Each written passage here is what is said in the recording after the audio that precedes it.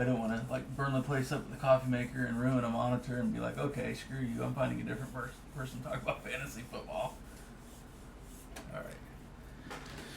All right. Here we go.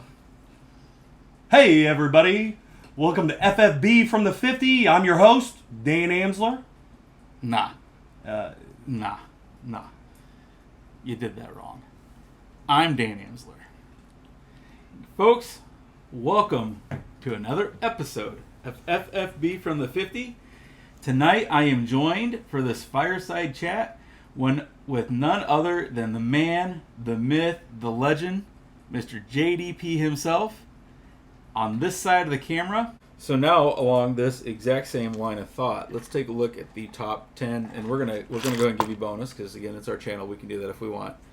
We're gonna give you the top 15 fantasy producers that are flex eligible in PPR formats for this year. Number 1, Stephon Diggs. Mm-hmm. Number 2, Cooper Kupp. 3, Jalen Waddle. 4, Amon-Ra St. Brown. 5, Tyreek Hill. So yes, the top 5 are all wide receivers. Okay? 2 from the same team. 2 from the same team. Now, a lot of that has to do with that huge game that they both had against Baltimore.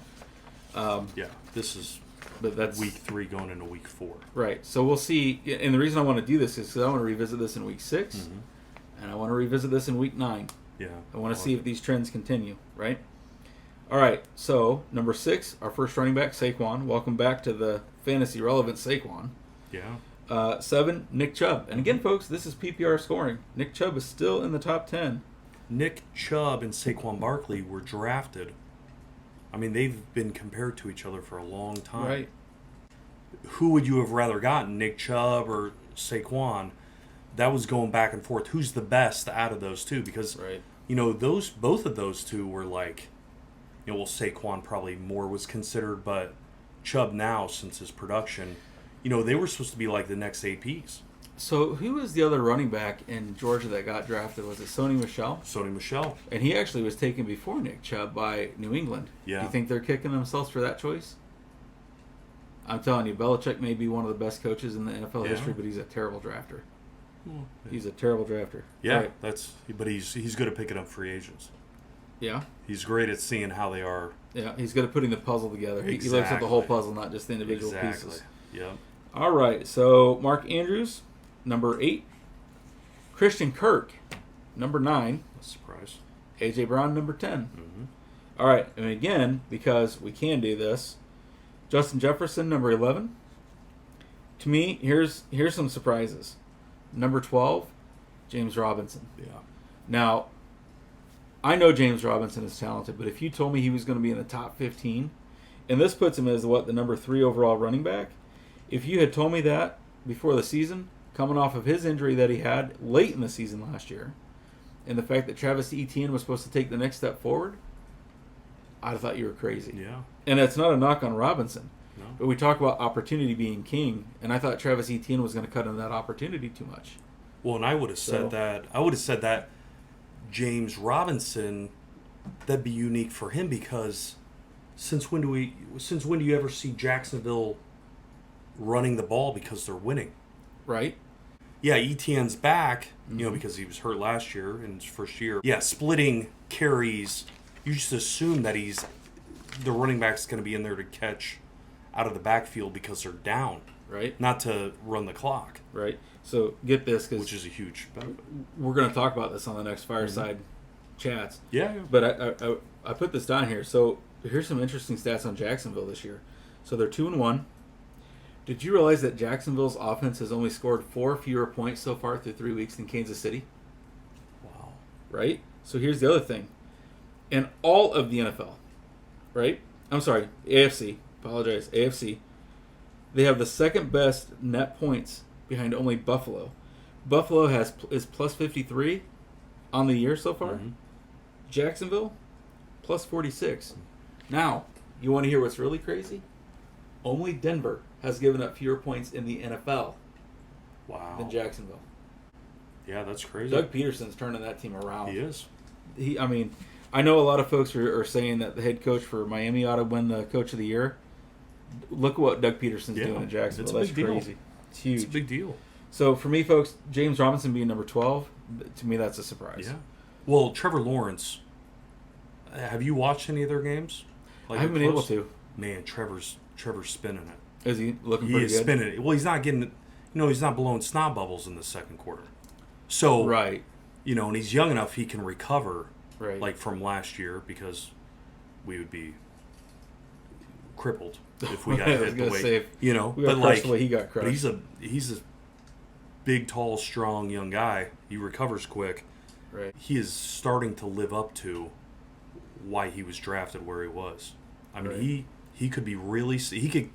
I could see him being very special if they continue to block for him. Now that they have a run game going, I mean, this all feeds into itself, right? Right. I mean, the balance. So again, that's going to be on the next Fireside Chat. We're going to talk about that run pass balance. The fact that offense, it's not one dimensional. yeah. The defenses, and when you start looking at what Zay Jones can do, you start looking at what Christian Kirk can do. They still have Marvin Jones, ETN out of the backfield. Evan Ingram is their starting. Evan Ingram, yeah, right. Absolute Another stud. guy, totally talented. He's basically a receiver. He is. Have you noticed? He doesn't look very big. He's not. He's lost some weight. Yeah. He's lost some of his bulk. I think that's his effort to try to stay healthier. Yeah. Right. He's playing probably too heavy when he played for the Giants. That whole offense that offense the last couple of years has been a mess, and I don't even blame necessarily Daniel Jones for that. I think there was some bad coaching. Yeah. Just saying. I mean, how about this for a surprise? Number 13, Curtis Samuel. But for me, Curtis Samuel goes to exactly what you were just talking about. So Curtis Samuel, he is getting peppered with targets. I mean, he's getting double-digit targets every single game, and they're all around the line of scrimmage. Little screen passes, bubble screens, quick slants. Just take 2 steps down the field, make the defense think you're going to burn it with your speed, stop and go. Yeah. I mean, he's a freak athlete. I Right? mean, They're scheming him, jet sweeps. Yeah. Right? They're using him kind of the way, and this is not an apples-to-apples comparison either, but the production doesn't lie. He's in the top 15 for a reason. I feel like they're kind of using him a little bit the way that Kansas City used Tyreek Hill. Yeah.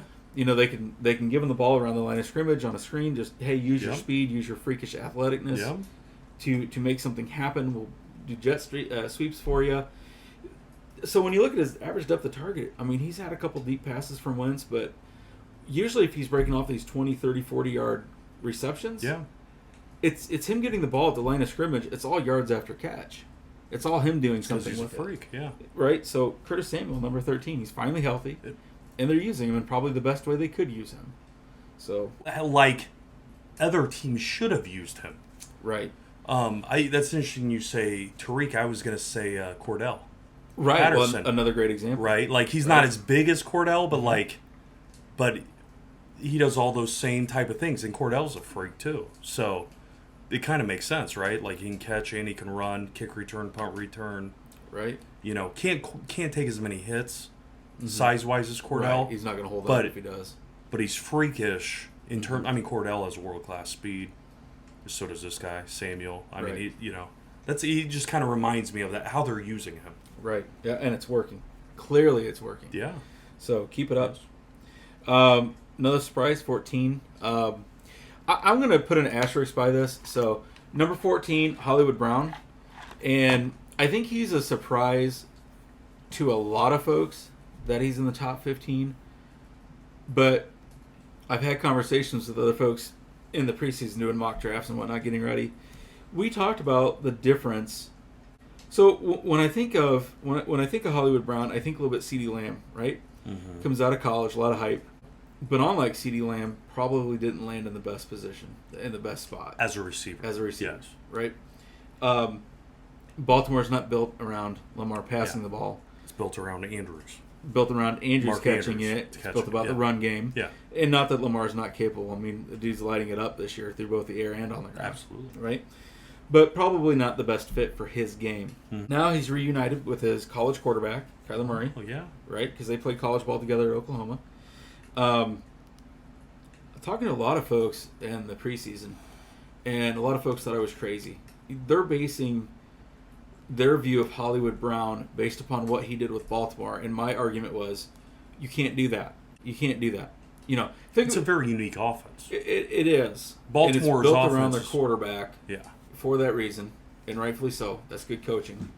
But the best way that I could put this, you can take a square peg and try to fit it in a round hole, and it's not going to work.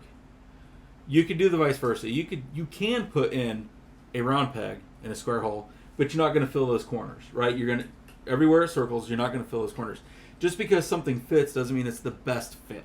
Of course. There's room for more. Yeah. And that's the way I view Hollywood Brown. Like, we saw flashes of it, but that offense wasn't built for his talent. No. That was a draft pick where I think they recognized that he was talented, but they wanted to change his game. Now he goes to a Cliff Kingsbury offense, reunited with his college quarterback, and I think we are going to see Hollywood Brown absolutely blossom. What I'm really excited to see is once DeAndre Hopkins comes back and Rondale Moore gets healthy, is that going to hurt his production? My argument would be no, that's actually going to help. This is no offense to DeAndre Hopkins. He's not at the end of his career, but he's definitely on the downslope. Rondale Moore is more of a gadget player. He's not one of those guys that's going to be able to take a pounding. He's too small, right? Yes. But he's explosive, and the defense is going to when he's on the field, the defense is going to have to pay attention. DeAndre Hopkins, even on the back half of his career, when he's on the field, the defense is going to have to pay his attention. ball skills are second to none. He's still got it. World right? class. At least we assume he does. We haven't seen ball him. skills. Ball skills. He Yes. has ball skills. Absolutely. So, I honestly think that when those two guys come back, it's going to help Hollywood Brown. He's not going to have the best cornerback necessarily on him the whole game. When Rondale Moore is on the field, that safety is going to have to be cognizant of where Rondale Moore is. When DeAndre Hopkins is out there, it's going to mean more one-on-one opportunities for Hollywood Brown. He's not getting those right now. So, to me, is this a surprise? Sure, based upon what we've seen in his past, I guess.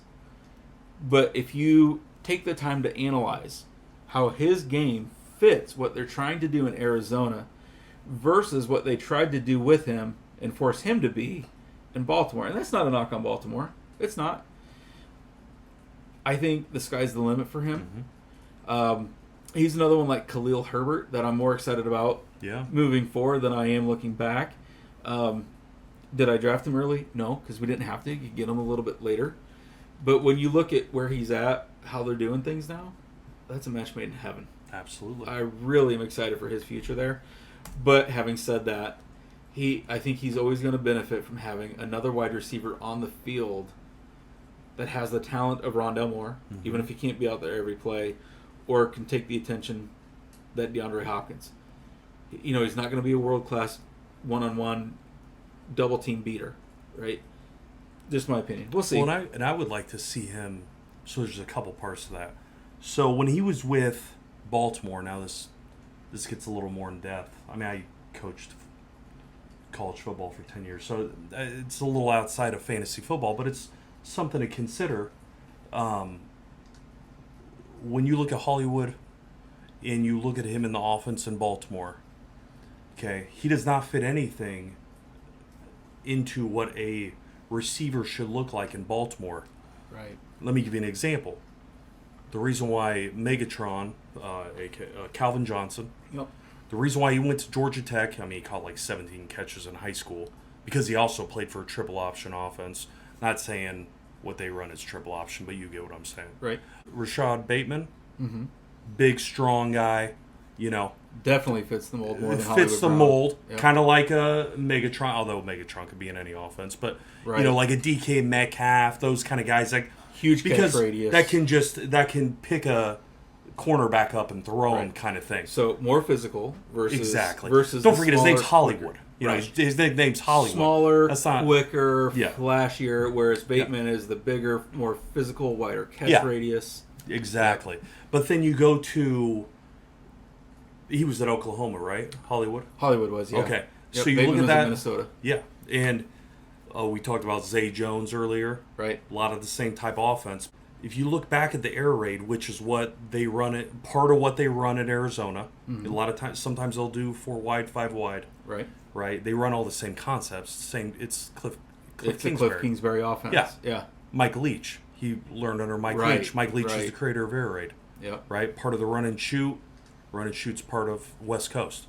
That's all the same terminology. That's what I learned, right? So if you look at, you remember the guy Wes Welker? Yeah. He came from Texas Tech. Wasn't he a quarterback in college too, or something like that before he converted? I know Edelman was. Tannehill was. I know Tannehill was too. Maybe what I don't know, but Wes Welker was a stud. I think Edelman was the quarterback that converted. But yeah, Welker. Well, and then Danny Amendola took Wes Welker, maybe one or two people after Wes Welker. I don't know. Right. But then, if you look at what Cliff Kingsbury does, when Hopkins comes back, Hollywood Brown, from how he ran in Oklahoma, he kind of fits in that perfect Wes Welker type of role, a.k.a. with L.A. Rams, Cooper Kupp. Greatest show on turf. Exactly. With that PPR darling, which is our scoring quick setting. back and forth cuts. And he kind of proved that. He kind of proved that in Oklahoma. Yep. With his, he's a stud, right? I mean, he's a stud. Oh, absolutely. So that's just something to think about. The cat from Purdue, what's his name? Rondell Moore. Rondell Moore could also run part of that role. Yep, very fast, very twitchy. But Hollywood's more of a gazelle. He's more gazelle-like, where Rondell's more running back-like in terms of...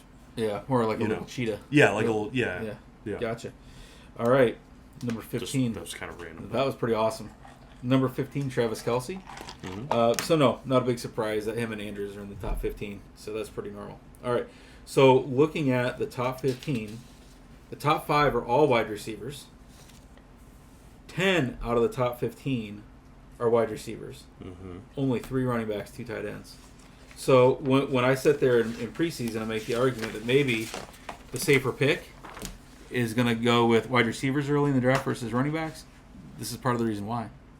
They stay healthier, they're on the field more, and the game has changed. You talked about target share. These targets are going up. Yeah. Right? So now, that being said, is our fantasy football, what we play, is that very common for others? Yeah, so a lot of places now have gone to standard either half point or full point PPR. And again, Dave and I talked about that. So back when we first started playing was when PPR started becoming popular. So back in like 2008. And the whole point back then was to incentivize drafting wide receivers because it was so running back heavy back in the day. So what's going to be interesting is PPR became popular in order to balance that out. Well, now that it's going the other way, I wonder if we're going to see half-point PPRs become more popular. So I think right now a lot of places, go down to the comment section, let me know what your standard scoring is. I know Yahoo, standard scoring is PPR anymore. Like it just auto defaults to that. You have to go out and change it. I don't know about DraftKings, FanDuel. I think ESPN is... I think ESPN is one of the first to change to half points. Let me know if I'm wrong. But things change. We're always trying to evolve to even things out. So PPR came up to try to benefit the running backs or the wide receivers because it used to be running back heavy. Now that it's wide receiver heavy, I wonder if it's going to start fading to try to bring that balance back. So I don't know. It'll be really interesting to see. But a lot of folks like PPR. Is it going to change? I don't know that it's necessarily going to change because I think people like points. It's like everybody wants to hit the home run in baseball. I think the fact that super flex leagues that now allow you to start a quarterback in a flex, it's all about points. People want these big points. Do I think it's going to change? To me, it makes sense that you'd want to bring balance back, but we're point crazy. I mean, otherwise super flex leagues wouldn't exist. Yeah. Right? So should it change? I don't know. I think in the future, half-point PPR makes more sense to bring that balance between running backs and wide receivers back to an equilibrium. Will it change? People like their points, just like people like their home runs in baseball. I don't know that it's going to change. Okay. All right, folks. So switching gears, we're going to turn our attention to the top 10 quarterbacks, top 10 tight ends, top 15 running backs, top 15 wide receivers for 2022. Trying to figure out which ones are surprises, which ones are real, which ones will fade. But if you want to see that, you have to tune into the next episode of Fantasy Football Fireside Chats. You're good. No, we're gonna keep this. Is making the reel. Oh, it's making the reel. What are we doing? What? What are you doing? You airing out your armpit? Yeah, something like that. All right, folks. Hey, we appreciate you being with us. All joking aside, thank you for joining us again this week for Fantasy Football Fireside Chats. Join me on the next episode. I'll have Dave with me. We are going to break down these positions. I think it's going to be kind of surprising which ones are in, which ones are out.